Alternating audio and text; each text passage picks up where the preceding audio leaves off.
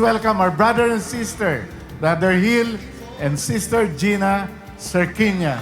Palakpakan po natin, mga kapatid. Salamat po. Gift of healing. Let me introduce ourselves. Ako po si Hill. My wife is Gina.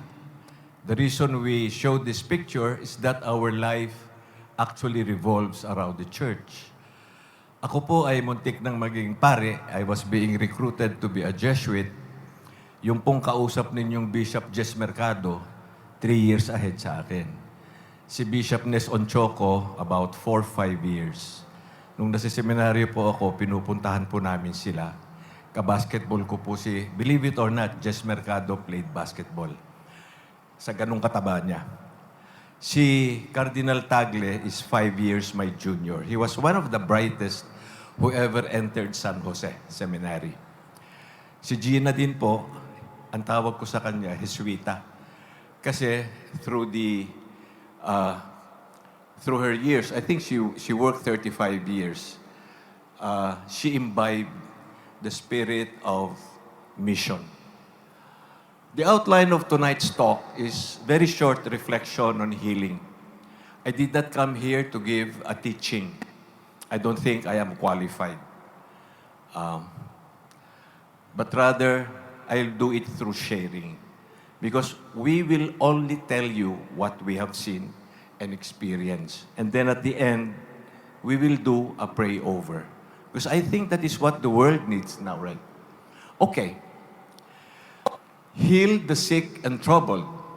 Let me tell you a short story about our journey. I am showing this picture to you because this is precisely what I saw in a dream. I saw this figure in a dream. He was a hooded figure. He looked like a monk. He was giving me a very bright light. And he said, "Take it, ayoko.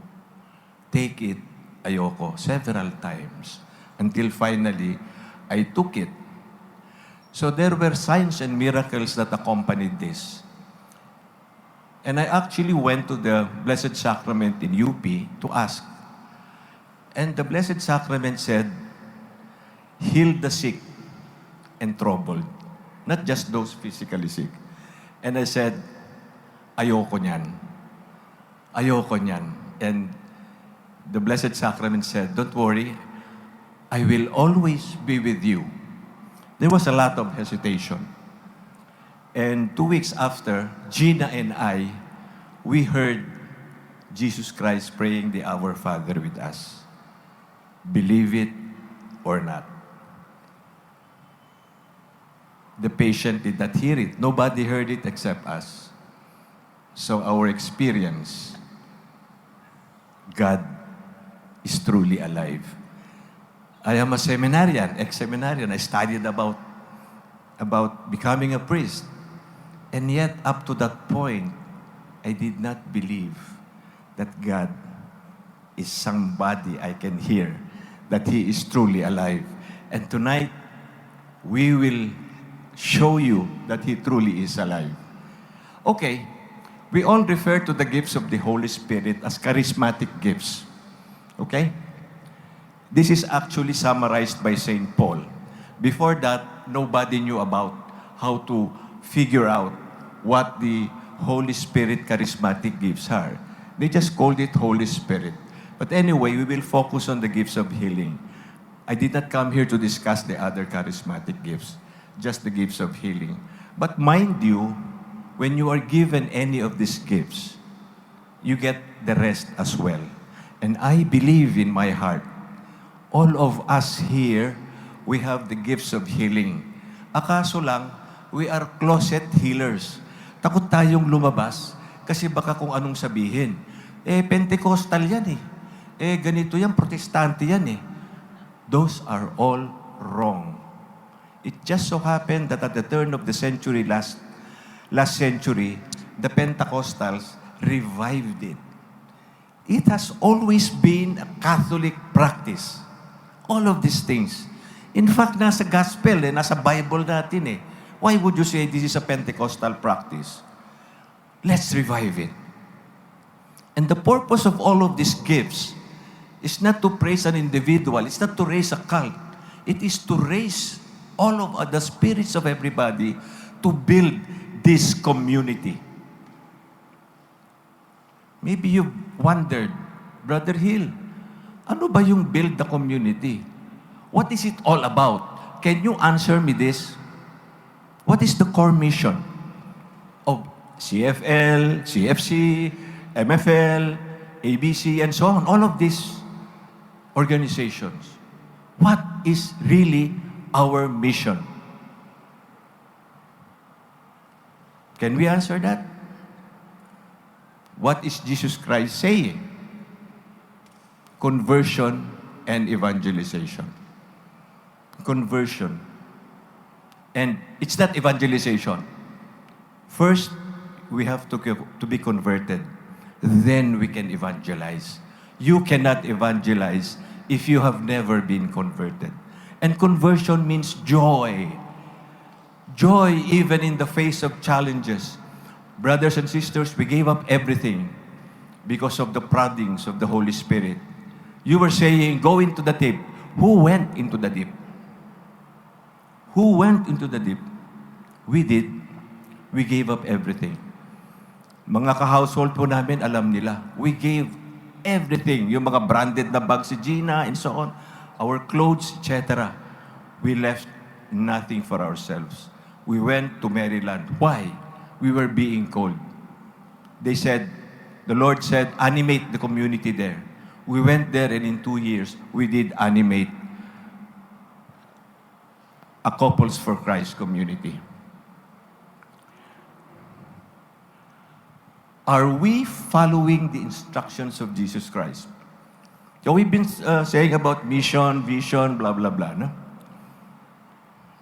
But one thing I do not see is the Christocentric definition of what the mission of these organizations are. The mission is,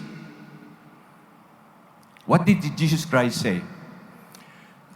Cure the sick and say to them, the kingdom of God is at hand. Napansin niyo ba yung sequence? Ano yung una? Ano yung una? Sabi ba niya, evangelize, preach the word? No.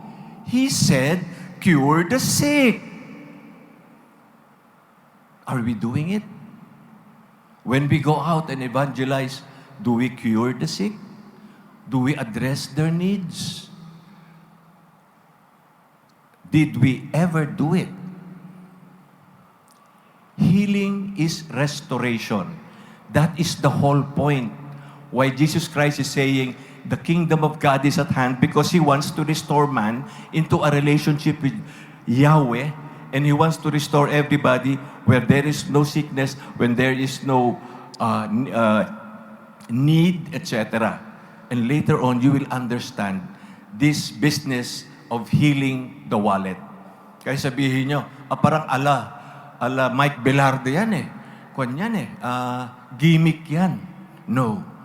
There's no gimmick there. Remember, Jesus Christ fed the 5,000 or 3,000 or whatever. Remember, Jesus Christ looked at the requirements of the people that He preached to. However, we see healing as something na, there's somebody here, I will touch, she's healed. No. No. Jesus Christ never said that. This is the best source of healing, confession, and reconciliation. Let me share with you one thing. Maybe the doctors of medicine here can relate with me. There was one time somebody who was already seeing a psychiatrist. She was on meds, very expensive. And she couldn't understand. She had mga sakit-sakit siya, etc. She went to the house for healing. Of course, merong laying of the hands. But you know what we told this person? Go to confession. Forgive the person who is hurting you, and you ask forgiveness. She did that. Next month, she comes and says, I'm off my psychiatrist, I'm off my drugs, This happened 2-3 years ago, and up to the moment, wala na siyang psychiatrist, wala na siyang medicine. Pwede ba yun, Doc? That happened. I hope I documented it, pero another is the Eucharist, the presence. We talk about the real presence. Who among here really believe in it? Who among here has experienced the real presence of God? I hope you did. I did. Seminarista pero ayaw maniwala. One day, professional na po ako, nagtatrabaho na ako. Santo Domingo, si Father Ipo, kakilala po ni J.C. Bugyan, Mass in the morning, week Mass. Pagdapo ng hostya sa labi ko, I was electrocuted. And tears rolled down my eyes. Para akong binatukan ni Jesus Christ. Real presence for you. Oh my God! What is a grown-up professional doing in Santo Domingo Church, crying his heart out like a baby? He just met Jesus Christ. And prayer, do not underestimate prayer. In your prayer, kinakausap ka ba ni Jesus Christ? Kinakausap ka ba ni Mama Mary? Kung hindi, kulang. I think we have to develop a personal relationship with God. Because if God is not talking to you, how will you know what He wants you to do? The purpose of healing is restoration. Restoration, yun po, to be made whole. Because all of us are broken. Nobody here can deny na, Brad, I'm okay. No, you're broken. You are broken, and you better believe it. Because the first step in healing is to admit that you are broken. And being restored, it is a glimpse of being with the Lord. Okay? If you notice, I'm going very, very fast here. Because the point is not to teach, but to share. And you will see the sharing later on. Lessons learned after 30 years. 36 years na po kami.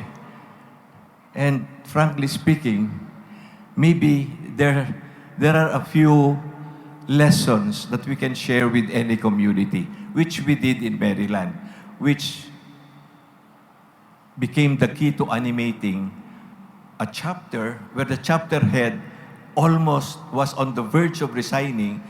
And that moment when I prayed over him, he looked back at me. I don't know the guy. And he said, "Where have you been? I have been looking for you." Sabi ko, Lord, oh my God. Napaka-dramatic naman ito. Okay? Number one, conversion seldom starts at the end of the initiation program. Seldom. Mark my word, yung nag-attend, 80% of the time, he was sleeping. He was thinking, ano kaya papakain sa amin? Pandiko ko na naman. Ganon. No? Ano ba to? Tagal-tagal naman ito. Tsaka yung nagsasalita, di naman niya alam yung things like that, Kasi bored ka na right? So more often, even if you listen to the talk, sometimes, the reason I'm saying that, Brother Alfie, I went through that. And I think I was part of the team na nag-facilitate sa inyo nun.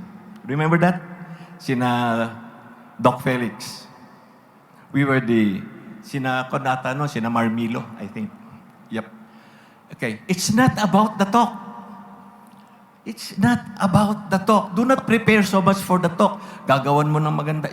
It's not about the talk. Conversion starts not when the participant is restored. It's when the evangelizers are restored. Totoo? Tama? Pag nagsi-CLP, sinong natututo? Yung service team. Tama? It's at that moment that we are restored. Sa totoo lang. The participant, the service team, yes. It's about Christ touching you and reaching you. When Christ touches you, yung point na masakit, yung point na totoo, at sasabihin mo, oops, paano niya nalaman ito? Then, that is the start of restoration. Totoo to, di ba? If you have not been converted, what can you share? What can you give if there is nothing inside? Okay, healing is the quantum leap, maybe for the leadership of any organization. Problema natin, recruitment, bakit? Ang dami-dami, biglang mawawala, magda-die out, magiging Chinese ministry. Ano yung Chinese ministry? Lilo. Lilo. Quantum leap is an abrupt change. It's like when water is boiled hot enough and it becomes gaseous in form. Nagbabago po ng anyo. Okay, sharings. A testimony is worth 1,000 teachings, not words. Totoo? Do you believe me? Tama ba? Teaching sometimes, but sharings, you listen. You remember the stories. Sometimes you remember the jokes. And then you forget, ano nga ba sinabi niya? But you don't forget the joke. Okay. We will have 3 sharings plus 1. Kasi yung plus 1, very recent, it was a miracle. And I think Brother Alfie was witness to that miracle. Anyway, Emily Ortega is from CFL, Maryland. Okay, yung husband, yung husband and wife are caregivers. The husband died of COVID-19.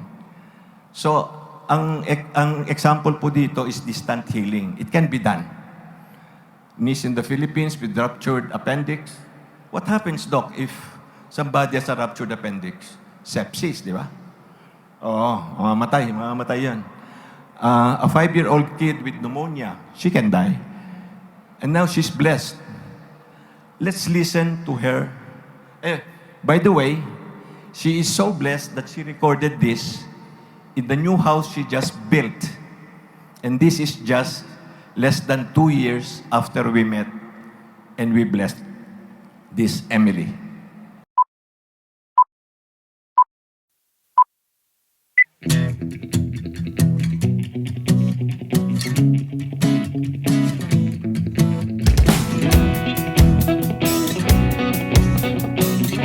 Magandang araw po sa inyong lahat, brothers and sisters in Christ. Ako po si Emily Ortega, tubong Macabebe, Pampanga. Nakapag-asawa po ako ng tiga-Kalumpit, Bulacan at ngayon po ay kasalukuyang nakatira sa Maryland, USA kasama po ng aking pamilya. Nandito po ako para i-share sa inyo ang powerful testimony through faith, prayers, and the incredible blessings na na-receive ng family ko through the intercession of Brother Hill and Sister Gina. More than 2 years ago, umattend po kami sa monthly assembly ng Couples for Christ. First time ko pong nakilala si Brother Hill na isa po siya sa mga speaker that time. I was moved by his faith, his prayers, and the healing power that he shared sa kanyang talk. After his talk, I introduced myself and my family. And then sabi po niya sa akin, labas mo yung wallet mo.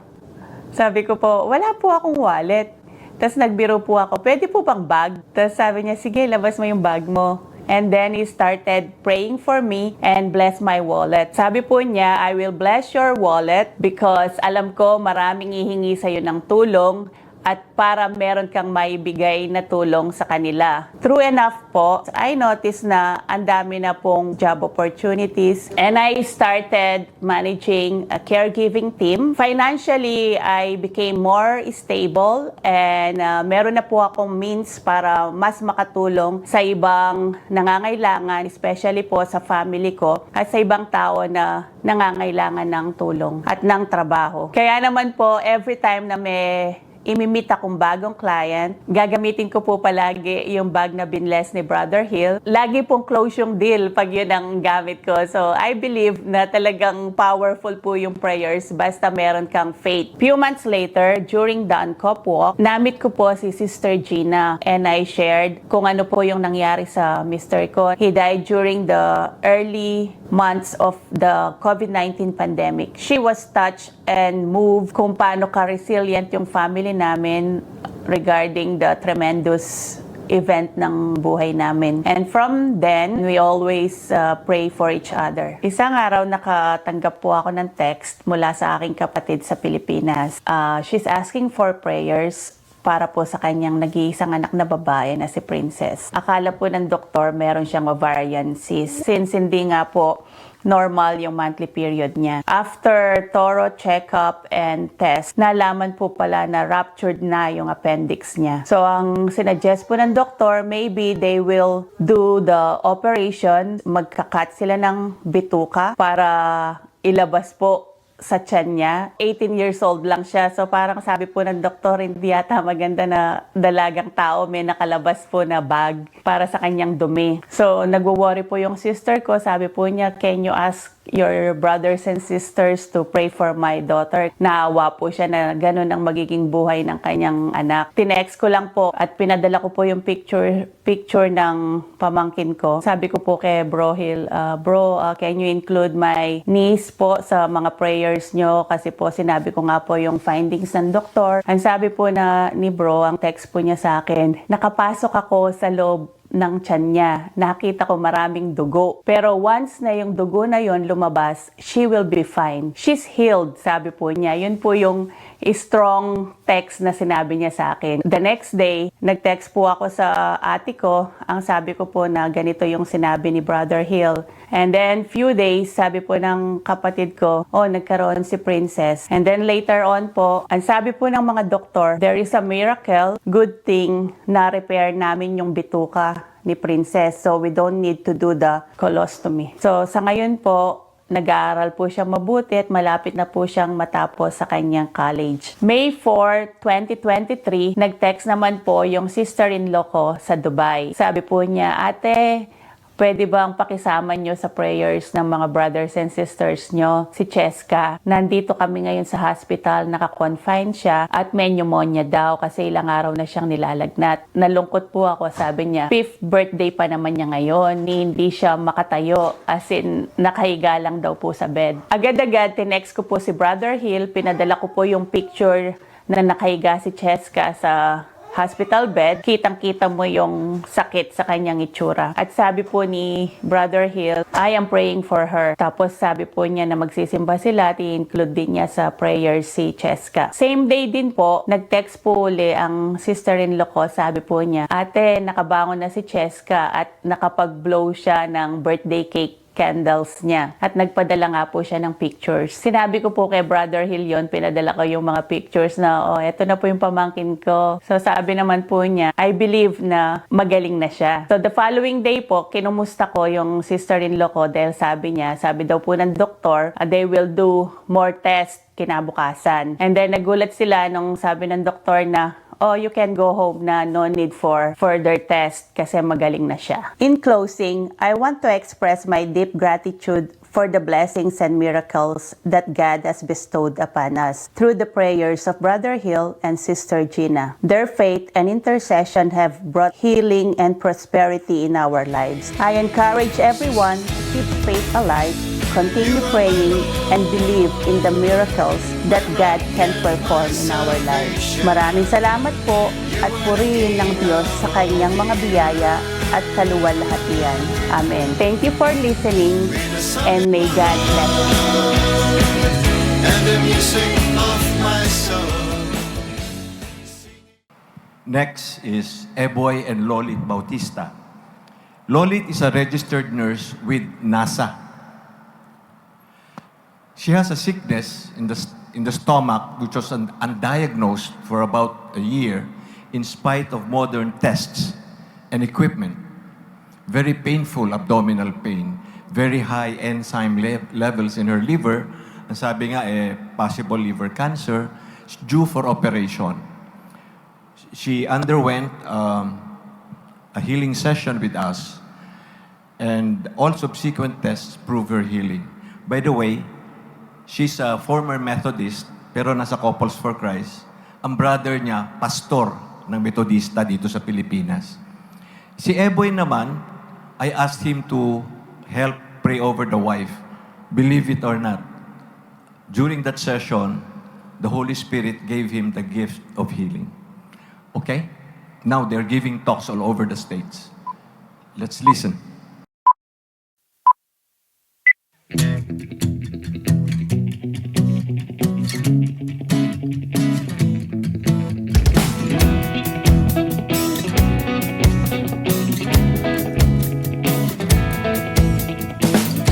Hello, brothers and sisters. I am Sis Lolit, and this is my husband, Brother Eboy, and we are here from Maryland, USA. Me and my husband are here to testify the goodness of God through healing not only physically, emotionally, mentally, but most especially spiritually. I remember, as Brother Hill always say, proclaim and testify the power of God in your life and be a living testimony so people will be blessed and your blessing will multiply 100-folds. We met couple Brother Hill and Sis Gina 2 years ago, November of 2022, in one of our upper household meeting in Brother Manny's house in Germantown. At first, I don't know that they are blessed with the gift of healing and prophecy. At that time, I always have this abdominal cramping and right upper quadrant pain. It's been happening like for a year. There are times that I almost pass out due to the pain I felt. It is just like delivering a baby. As a nurse, a lot of things are running in my mind. I continually see them in gatherings like assembly, CLP, household meeting, teaching night, birthdays, encounter, and seminars. And every time I see them, I will ask them to heal me. They get a regular customer through me. I always believe that they are the vessel of God, like the healing hand and eye of God. And God is good all the time. I never experienced any pain anymore. And one occasion, last December, it is a birthday of one of our sister in CFC. Brother Hill approached me and said, I have to heal you because I see a black thing this long in your abdomen. So together with Sis Gina, my husband, Brother Manny, and Sis Nini, we went to a room. I was sitting with my hands open in my legs, and they are all in circle praying for me, and I experienced 3 hands touching my abdomen, 1 a small hand like a child, and 2 regular hands. I feel a little pain that something was removed from my side. I felt at peace. I feel that I am floating. My husband felt something more, and he can discuss it to you. So last December, when my wife asked a prayer over healing from Brother Hill and Sister Gina, we are looking for a quiet room. When Brother Hill asked me to put my hand in my wife's stomach, and Brother Hill to put his hand on the top of my hand, and we proceed to a prayer over healing. In the middle of our prayer, I feel something that I cannot explain. I feel warm on my head. I open my eyes and look at the back if there's heater inside the room, but I don't see any heater. And very cold inside the room. 3 times I feel warm on my head. After the pray over, I told to Brother Hill what happened during the pray over. And he told me, Jesus is in you. You have the gift of healing. Last January, my mother sent in the hospital because of dehydration and pneumonia. Her blood pressure was low, 70/50. Me and my wife pray the rosary every night. She reminded me what Brother Hill told me, that I have the gift of healing. I call my sister in the hospital and we make a video call. I lay my hand to my mother who is 80 years old.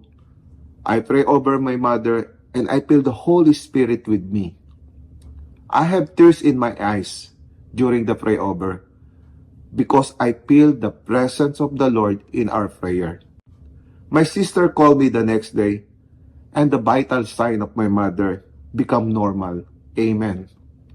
After that, I told them what I felt, and Brother Hill explained that nobody was touching me. They said they see how my husband healed me, that he have a gift of healing, and they were really blessed with what they saw. I was in total awe how our God used them, especially my husband, on healing me. I said, who is the child hand, the hands of baby Jesus, who did operated on me, and removed the bad part of my intestine. I know that the unfailing love and mercy of God cured me that moment. I always say I believe that God will heal me because He is our great healer, our Jehovah Rapha. But being a nurse, that is not the end. Where is the proof?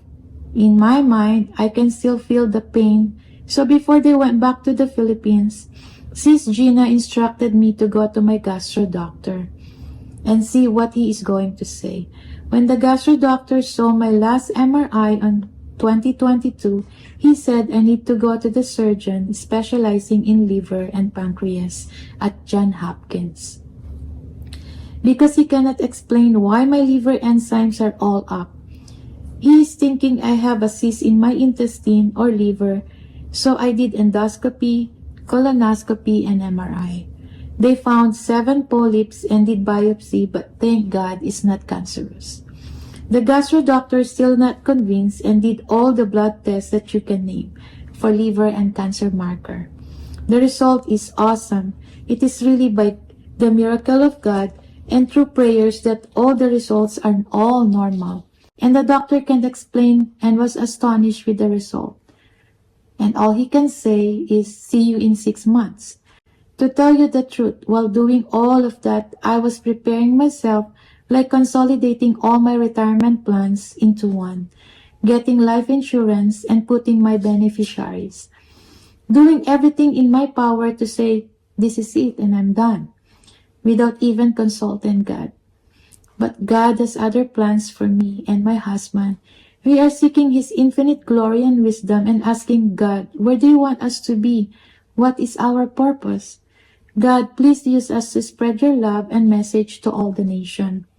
Me and my husband will continue to seek the knowledge and wisdom that God has for all of us, serving Him through any community we belong.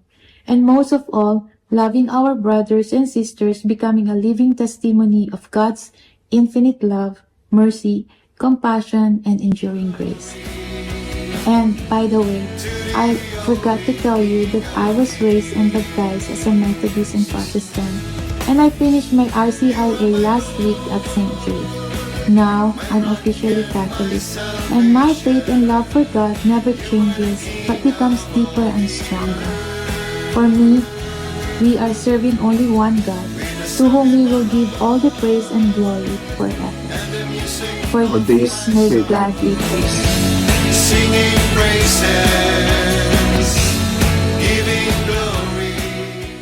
So ganon ha. This healing ministry is not about, do not go to your doctor. Sabi nung nurse, no? Go to your doctor. The doctor is still the best. God is an adjunct. Anyway, the next is Dom and Reggie Kagang. Ka-household po namin ito. Young couple when they joined CFC, and Doms will tell you a story about tumors that dissolved on the night before his biopsy. And Reggie naman will talk about how recently, 2 weeks ago lang yata ito, she was healed of her endometrial polyps. Let's go. Magandang araw po, brothers and sisters. Ako po si Brother Doms Kagang at ito naman po ang aking may bahay na si Sister Reggie Kagang. We got married year 2008 and also became a part of our community on the same year. Meron po kaming 3 mababait na anak na sina JD, Justin at James. Kami po ngayon ang Cluster 1 Coordinator ng ating CFL Kids.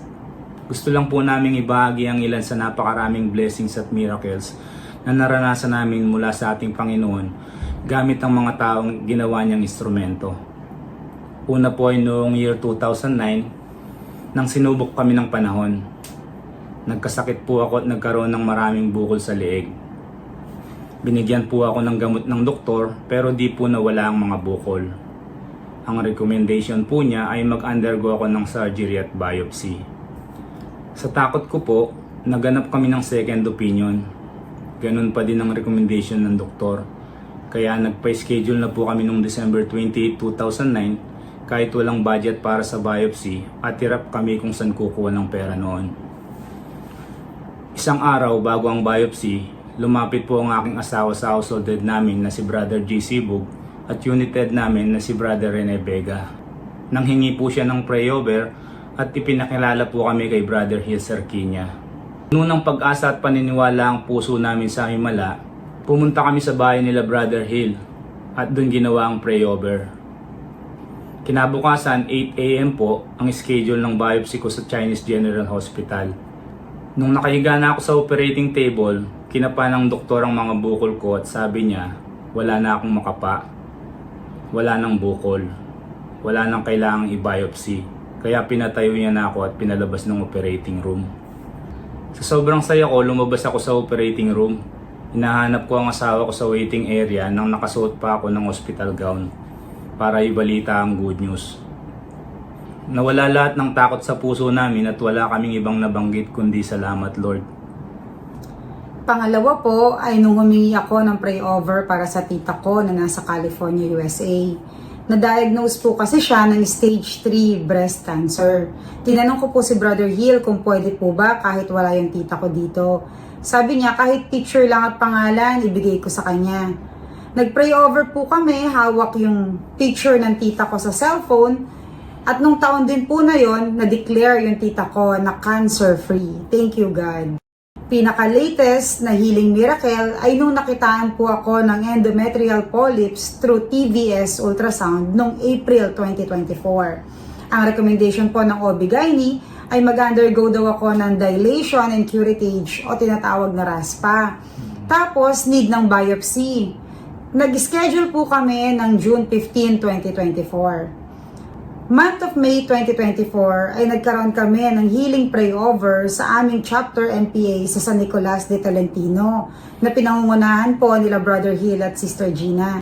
Habang hawak ni Brother Hill yung kamay ko, mga ilang segundo po nawalan ako ng malay. Ilang araw bago ang schedule ng RASPA at biopsy ay nag-undergo po ulit ako ng TVS ultrasound. Sabi ng OB-GYN ko, no need na for biopsy and RASPA kasi wala na yung mga polyps mo. Normal lahat ng resulta mo. Cancel na natin yung schedule ng RASPA. Thank you, Lord God. Isa din po sa di namin makakalimutan na pray over ay ang blessing of wallets. Nagsisimula pa lang po kami mag-asawa taong 2010. Ginawa po yung facilitators training sa bahay po nila Brother Hill at Sister Gina. Sa closing prayer, sabi ni Brother Hill, ilabas nyo yung mga wallets nyo, pray over natin. Ako naman po, sa laki ng pangangailangan namin, pati po buong bag ko binuksan ko. Mula po noon, gumanda ang takbo ng trabaho naming mag-asawa. Nakapagpundar po kami ng maliit na negosyo, sasakyan at maliit na bahay sa Valenzuela. Kasama po sa dasal namin palagi na sana magkabahay kami sa Quezon City para malapit lang yung uuwian po namin pag may mga assembly tayong katulad nito sa community. God is so good po. Taong 2015 nakabili kami ng lupa sa Tandangsora at taong 2018 nakapagpatayo kami ng bahay. Nung panahon naman ng pandemic, nagsara po ang kumpanyang pinapasukan ng asawa ko. Nawalan siya ng trabaho at nawalan kami ng maliit na negosyo. Nagka-anxiety po kami pareho. Pero sabi nga ng mga kasama namin sa chapter, have faith and trust to God. God is so good kasi nung nagsara yung isang pinto, napakadami naman pong binuksang bintana. Yung dating isang unit na negosyo ng asawa ko, napalitan pa po ng masigit pa sa isang unit. Fully paid na din po ang bahay namin at nakapagpagawa na po kami ng isa pa pong bahay para sa mga magulang namin. Thank you, God. Madami man pong pagsubok ang dinanas namin. Madami din pong tao ang nagdadasal at naniniwala sa amin. Isa na po doon ang buong chapter namin sa San Nicolas de Tolentino na naging sandigan na po namin mula nang nagsisimula pa lang po kaming bumuo ng pamilya. Sobrang nagpapasalamat po kami sa buong CFL community na patuloy na gumagabay sa aming physically, emotionally at lalong-lalo na ang aming spiritual na buhay. Gusto po naming ibahagi ang Bible verse na naging inspirasyon namin sa buhay. Jeremiah chapter 29 verse 11. Sapagkat batid kong lubos ang mga plano ko para sa inyo, mga planong hindi nyo ikakasama, kundi para sa inyong ikabubuti. Ito'y mga planong nagdudulot sa inyo ng kinabukasang punong-puno ng pag-asa. Maraming salamat po. And to God be the glory. Thank you po. Okay. may kinausap po akong tao eh. Hindi po scheduled. Pero I would like to request him to share something that happened just this week yata. It's wonderful good news. Pwede, brother?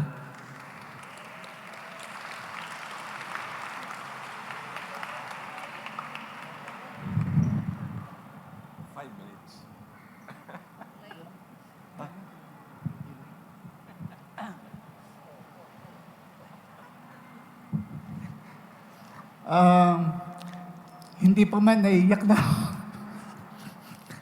Anyway, wag na lang, Brother Hill. Okay. Praise God. Palakpakan natin. Gawin ko pong mabilis to kasi hindi po to kasama sa program, no? April 29, April 30, this year, gumising po ako, bigla na lang, may malaking bukol ako dito. So I asked Jem, dati mo bang nakikita to? Masandali lang po pala, yung aking my one and only, si Jem. Okay. So sabi niya, hindi eh. So nagulat po kami. Suddenly, one morning, hirap ako lumunok at napakalaki na. May 1, ito po yung pilgrimage, Marian pilgrimage namin, ng community natin sa Bataan.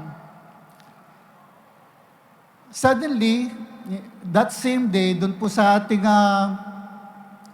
pilgrimage, sinabihan po ako na maglilid ng rosary, kaming dalawa ni Jem, doon sa First Church. So in my prayer, sa rosary na yon, sabi ko, Lord,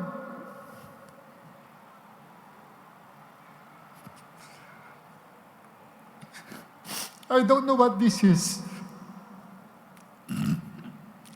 At ang kinatatakutan ko, I've been blessed to deliver talks. Pero ang sabi, one of the things na pwedeng mangyari is to lose your voice. Sabi ko, Lord, ito lang ang pwede kong gawin para sa inyo. So, huwag mong pabayaan na mangyari.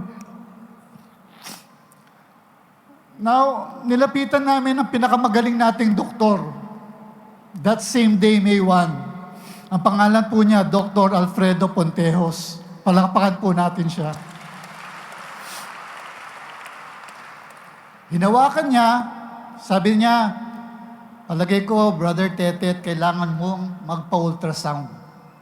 Dahil napakalaki. So now, to make the story short, parang telenovela, mayroon pang tissue. Maraming salamat. Si Sister Helen po, asawa po ni Brother Alfie, yung batikan doktor ko. Anyway, ultrasound.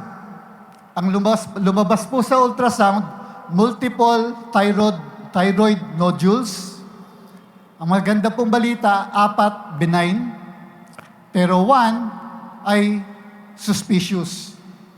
Ang ibig pong sabihin nun, merong suspicion ng malignancy. Ito po yung pinakamalaki ko dito.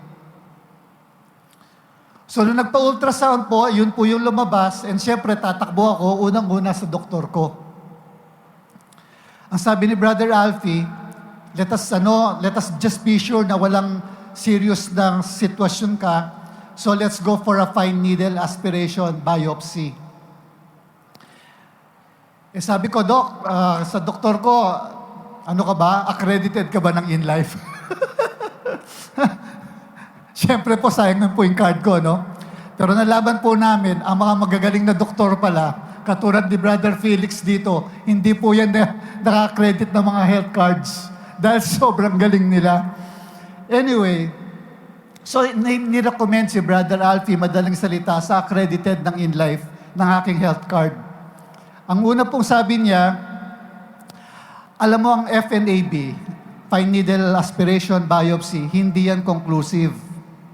Kung gusto mo talagang makasigurado, operahan natin yan, and then post-op, at saka natin malaman through biopsy kung malignant yan o hindi. Ang first thing na came to our mind, type 1 diabetic po ako kung hindi po ninyo nalalaman. So therefore, ang aking sugar ay hindi yan ganun ka-stable at hindi siya ganun kadaling i-control, unlike sa isang type 2 diabetic. So, sabi ni Brother Alfie, nung bumalik kami sa kanya, sabi niya, I concur. That is the best way for us to do. At hindi ko po alam, nag-message po si Jem kay Doc. Sabi niya, paano to, Brother Alfie, ganito. Suddenly, si Brother Alfie nag-message sa akin. Before anything, sabi niya, let us see, I would like to see you again. So I went back to Dr. Alfie, believing in faith na nothing else na serious. Sabi niya, upo ka at let us see. No? Nung kinapa niya, I remember ang sabi ni Brother Alfie, by gali tetet, lumiit. Praise God. Ang hindi ko pa po nakukwento ngayon, in between those episodes, si Brother Hill already, alam na niya po ang sitwasyon ko. Si Jem po, nag-text na sa kanya at sinabi niya yung kanyang aking condition. Without Jem telling Brother Hill kung anong condition ko, until, of course, nagpadala siya ng ultrasound, but this is after the fact. No? Nalaman po niya yung kung ilan itong nasa aking lalamunan after nang nakatext si Jem. Ang sabi niya, Jem, sabi niya, please believe these words, ha? Pumasok ako kay Tetet at namitas ako ng mga nodules na sanglaki ng aratilis at pulang-pula kulay violet o towards that color. Pinitas ko na, sabi niya, wala na yan. Amen. Praise God.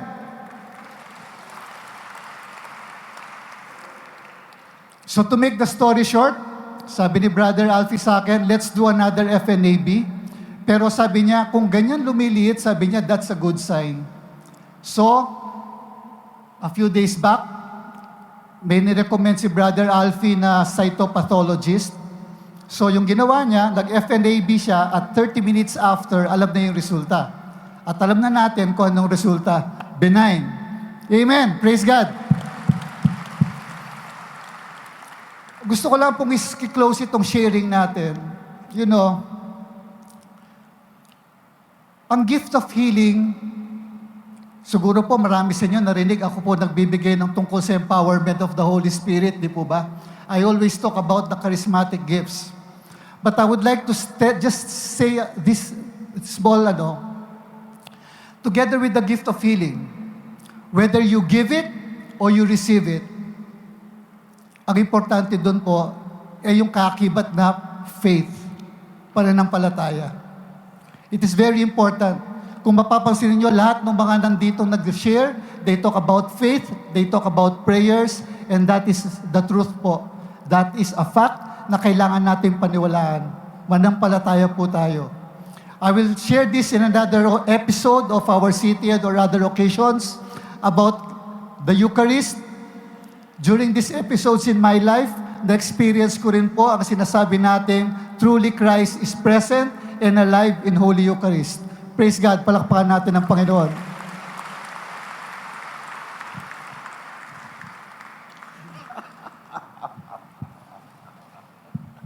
God is good. Okay. Reflections, mga kapatid. Before we go overboard. If you're given the gift of healing, kami po, I consider myself, kami ni Gina, we are messengers. Mga postino lang po kami. We are kartero. God has a gift card for you. Kami po yung magdadala sa inyo. That's not coming from us. It is God who heals. It is not Heal Sarkinia. It is not Gina Sarkinia. It's not the healer. Even going inside the body, I cannot control that. It's only the Holy Spirit who says, go inside. Do this. Do that. In fact, in-explain ko kay Jem kung nasaan nakalagay yung mga aratilis. I don't know. Maybe one of these days, we will discuss. One on the left, two on the right, isa dun sa ilalim. But it's God who tells us that. The charismatic gifts are given. It's not something that you work hard and then you have the charismatic gift tomorrow. No. By virtue of our baptism, of our attendance here and so on, the Holy Spirit descends upon us. Marami ho dito are gifted and mamaya we will exercise that.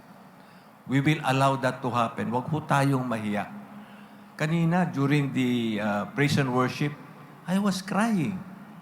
I am no longer afraid or ashamed to cry because that's the Holy Spirit touching us. In the same manner that when Tetet was sharing, he was also close to tears. The purpose of healing is restoration. That's the only point. Anyway, ang aking caveat lang, see your doctor. You see your doctor. God is the last resort. By the way, yung namatay po na brother natin, si Brother Buboy, Rene and I went there about 45 days ago. Very serious condition. Prayed over him, and the doctor said, ang ganda ng resulta sa lungs. I do believe he was healed of his lung cancer. What killed him 2 days ago was a massive stroke. Receiving God's healing. Okay. There will be group healing. I think what we will do is, this will be done after the individual healing. We have a prayer team here. We will do the individual healings first. The format is one by one. Pupuntahan po namin kayo, tatanungin namin, what do you want to be healed? You have to specify. It's like Buboy, he said, lung cancer. Ang dami pala niyang comorbidities. Ang tumira sa kanya was a massive heart attack. He was healed of his cancer. Anyway. So we will go, we will surround you. Yung eto, I don't know how we will, but we will surround you. The prayer team will go. And then afterwards, we will have the group healing. Yun pong mga sa pakiramdam nyo, you would want to participate and lay hands. Kasi I know you know that you have been given that gift. Please do so. Join us. Okay? And when done, pray for those who are seated in the front pew. Okay? Saan po yung front pew? Ito, no? At saka yung nasa likod. At saka ito. Yung nasa likod, kasama. This one lang, ano? Okay. So, can I call the prayer team to come forward, please? Care and Nene. By the way, Nene, hindi niya alam healer siya. Sa Liliw, when we went there, oh my gosh, she touched somebody and that person suddenly cried. Lumabas yung nag-initiate ng healing. Sabi ko, Sister Nene, come. Okay? Okay. So we will start the healing. We will go one by one. Okay?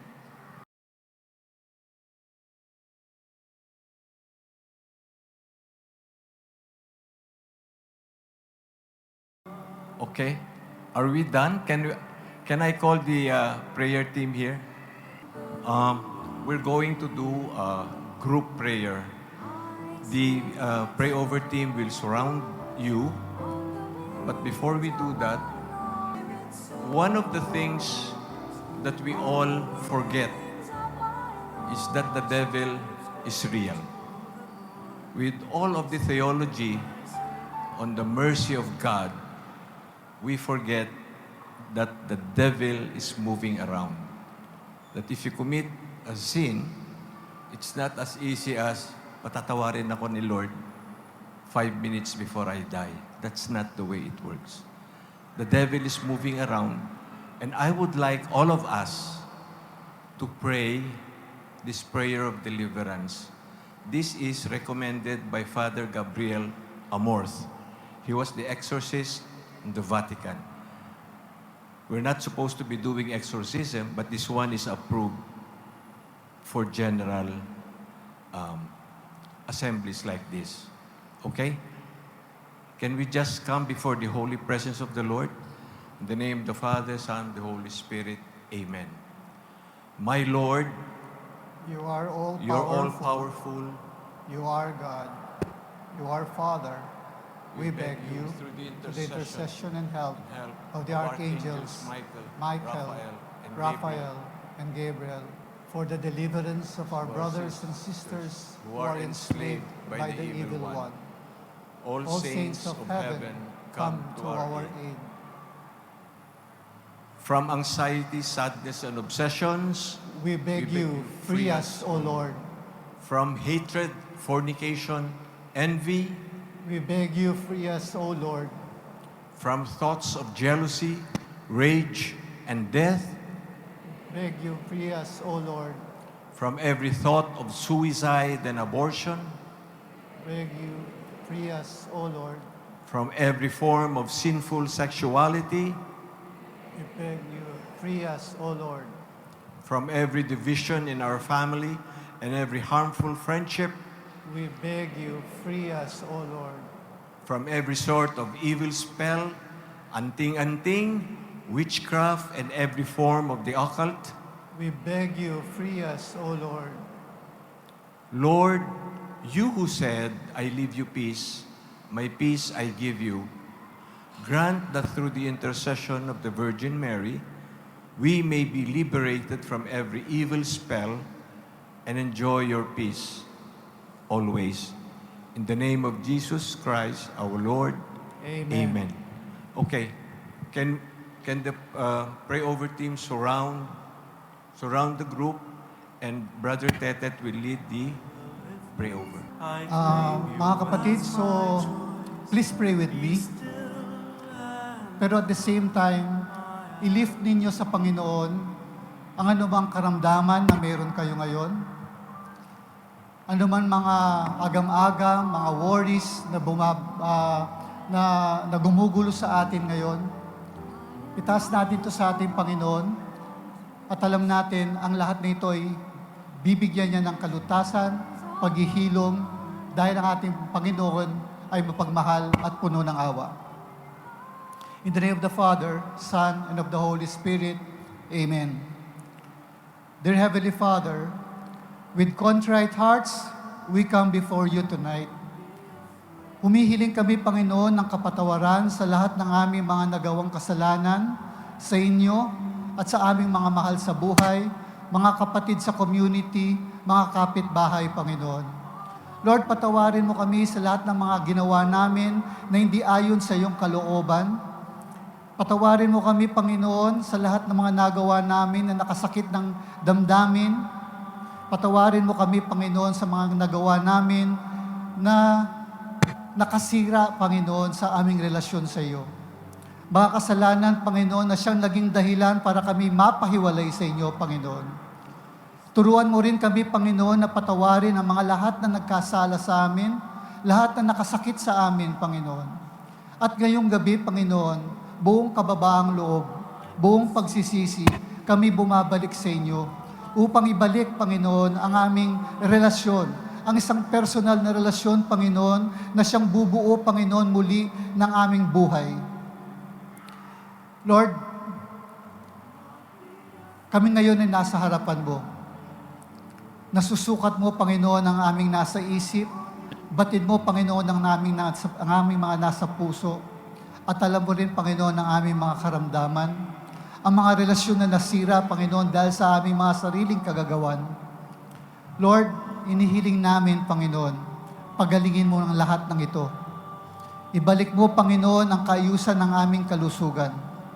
Lord, kung ano mang mga ugat na may bara ngayong kasalukuyan na ito, Panginoon, tanggalin mo ang mga bara na ito, Panginoon, upang dumaloy muli ang maayos, Panginoon, ang dugo na merong buhay, Panginoon, sa aming katawan.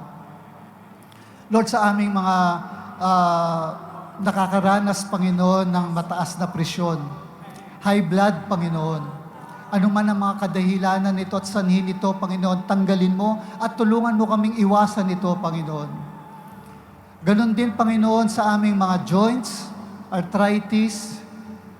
Sa amin, Panginoon, na hindi makalakad ng maayos at hindi makakilos ng maayos, Panginoon, we pray for healing, O Lord.